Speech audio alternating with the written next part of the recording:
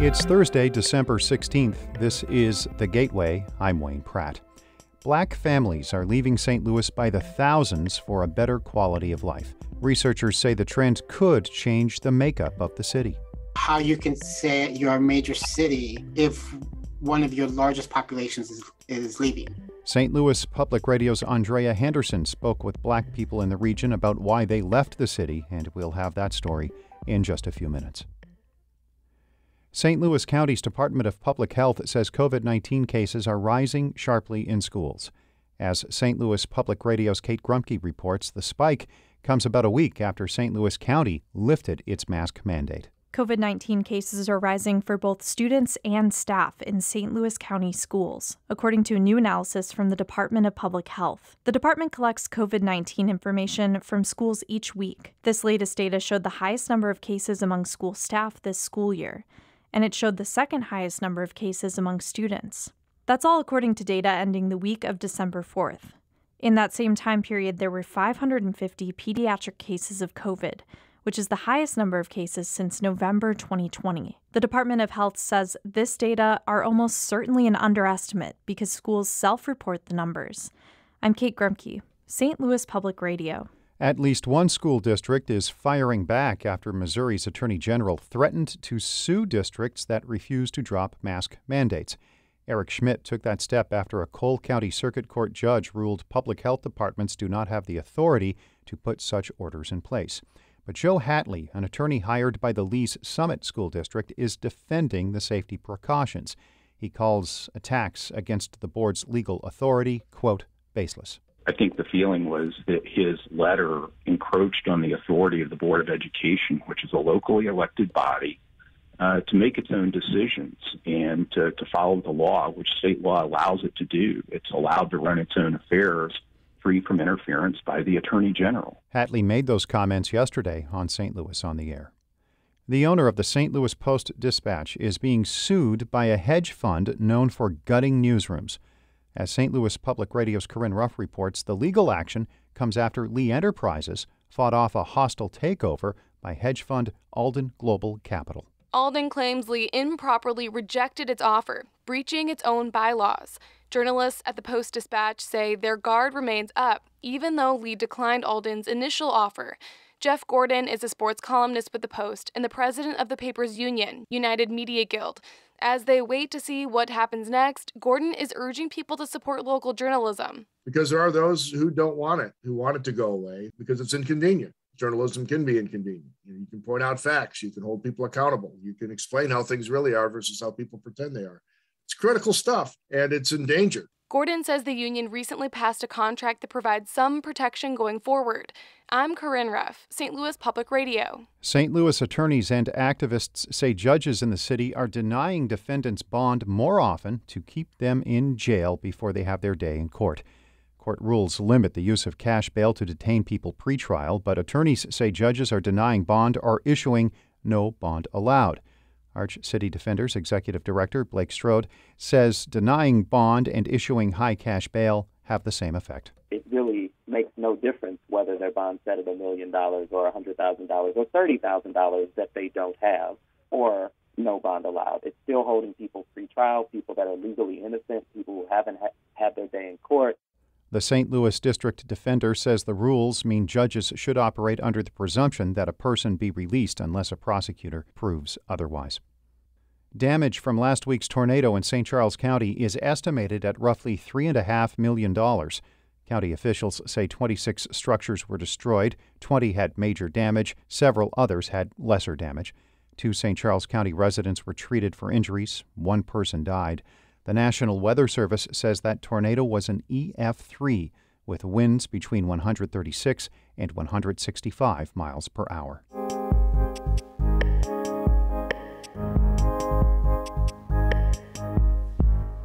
Black St. Louisans are moving out of the city in droves. The 2020 census shows more than 27,000 black residents left in the past decade. Some moved for better schools, increased safety, and quality of life. St. Louis Public Radio's Andrea Henderson reports. Fred Jamison is a St. Louis native who grew up in Memphis. After college, he moved back to the St. Louis region for work and to be close to family. Jameson and his family lived in the Walnut Park area of St. Louis for about 10 years. But in 2019, he decided to move to St. Charles County. The constant gunshots in his North St. Louis neighborhood convinced him that he could not stay. The closer I got to moving is the closer I thought that I wasn't going to make it up out of there. And our street was good, but you still heard gunshots every night. A lot of other African American families are making the move. According to the 2020 census, tens of thousands have left St. Louis over the past decade for other parts of the region or for other states. Today, many are leaving St. Louis for various reasons. Jameson also moved because he wanted a shorter commute from his home to General Motors in Wentzville. He's worked there for 21 years and is the president of Union Local 2250. Ness Sandoval, a demographer at St. Louis University, says the mass exodus of Black families is striking and says city officials should be worried. How you can say you're a major city if one of your largest populations is leaving. Sandoval says if Black people keep leaving in large numbers, that will change the makeup of the city. The most recent census results show that nearly 43% of the city's residents are Black. If these trends continue over the next decade, it is possible that whites will be the majority in the city. Some Black residents are leaving for other states. Rashonda Alexander used to live in St. Louis as a child. Her family moved to St. Peter's in the 1980s for better schools and a larger, more affordable home. She moved from a predominantly white neighborhood in St. Peter's back to the city around 2006. She says she wanted her kids to interact with diverse groups of children.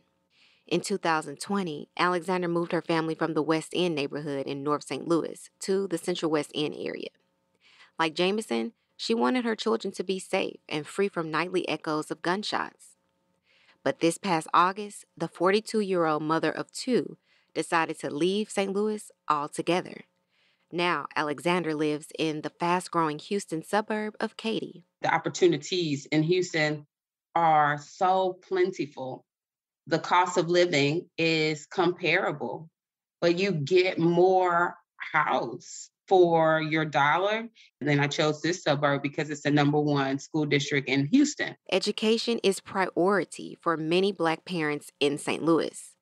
Kelvin Adams, the superintendent of St. Louis Public Schools, says when middle-class Black families leave the city, it affects the entire school system because they're no longer advocating for students.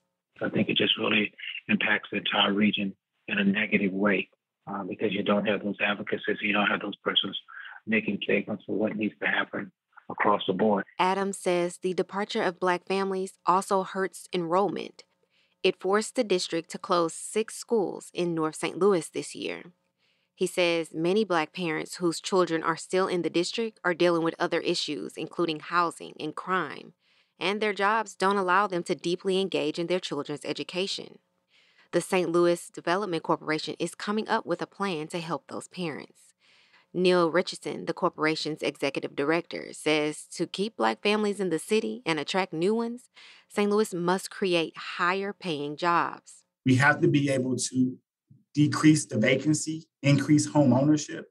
We also have to have equitable development principles that invest and use tools that actually attract investment. Black residents who left St. Louis say that's what the city needs to keep others there.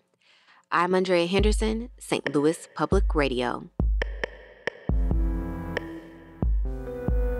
Our David Casares edited that report. Shula Newman is the executive editor of St. Louis Public Radio, a listener-supported service of the University of Missouri-St. Louis. Music by Ryan McNeely of Adult Fur. I'm Wayne Pratt. This has been The Gateway.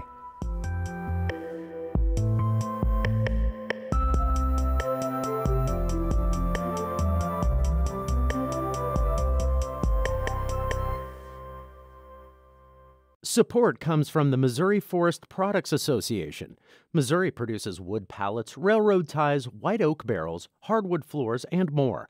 Details on the variety of products made in the state are at choosewood.com.